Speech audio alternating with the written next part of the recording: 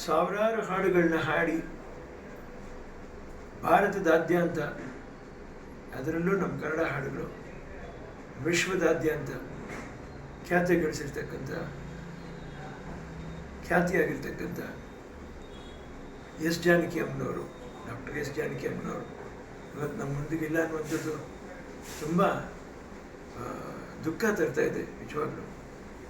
ಈ ಥರ ಗಾಯಕರು ಮತ್ತೆ ಹುಟ್ಟೋದೂ ಇಲ್ಲ, ಇಲ್ಲಿಗೆ ಮುಗೀತು ಅಂತ ನಿಜವಾಗ್ಲೂ ಅನ್ನಿಸ್ತಾ ಇದೆ.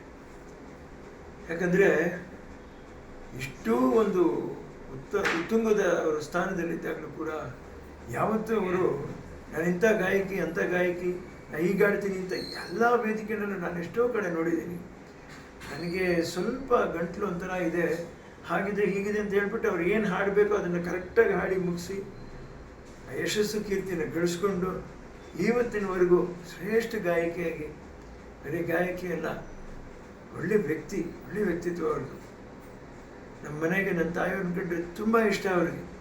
ಕಷ್ಟ ಸುಖ ನೋವುಗಳನ್ನ ಮಾತನ್ನು ಹಂಚ್ಕೊಡೋರು. ಅಪರೂಪಕ್ಕೆ ನಾನು ಹಾಡಿದಾಗ ಹಾಡಪ್ಪ ನೀನು ಹಾಡಲ್ಲಿ ಇಂಪ್ರೂವ್ ಆಗಬೇಕು ಅಂತ ಹೇಳಿದವರು ಪಾಪ. ಅವತ್ತು ಅವರಿಲ್ಲ ಅನ್ನುವಂಥದ್ದು ತುಂಬಾ ನನಗೆ ನೋವು ಕೊಡುತ್ತೆ. ತಾಯಿ ಮಡಿಲಲ್ಲಿ ಚಿತ್ರದ್ದು ತುಣುಕು ಮರೆಯೋಕ್ಕಾಗಲ್ಲ ರೀ. ಗಂಡಸಾದರೂ ಕೂಡ ಹೆಮ್ಮನ ಕಂಠನ ಎಂದೂ ಮರೆಯೋಕ್ಕಾಗಲ್ಲ.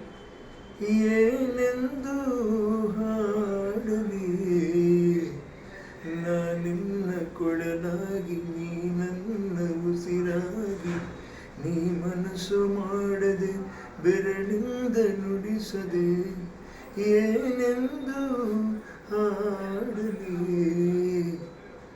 ಮತ್ತೆ ಈ ಹಾಡನ್ನ ಹಾಡೋಕ್ಕೆ ಯಾರೂ ಬರೋಕ್ಕೆ ಸಾಧ್ಯ ಇಲ್ಲ, ಹುಡುಕೂ ಸಾಧ್ಯ ಇಲ್ಲ. ಅದೇ ರೀತಿ ಎಳೆ ಮಕ್ಕಳು ಕಂಠನ ಅವರು ಅಮ್ಮ ನೀನು ನಕ್ಕರೆ ನಮ್ಮ ಬಾಳೆ ಸಕ್ಕರೆ, ಸಿಡುಕದ ನಿನ್ನ ಮಕ್ಕಳ ಮೇಲೆ ತೋರಬಾರದೆ ಅಕ್ಕರೆ.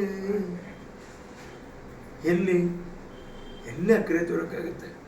ಆಯಿತು, ಅವರ ಜೀವಾವಧಿನ ಮುಗಿಸಿ ನಮ್ಮೆಲ್ರಿಗೂ ವಿದಾಯ ಹೇಳಿಬಿಟ್ಟು ಅವರು ಸುಮಧುರವಾದ ಕಂಠನ ಇಲ್ಲೇ ಬಿಟ್ಬಿಟ್ಟು ಹೋಗಿದ್ದಾರೆ.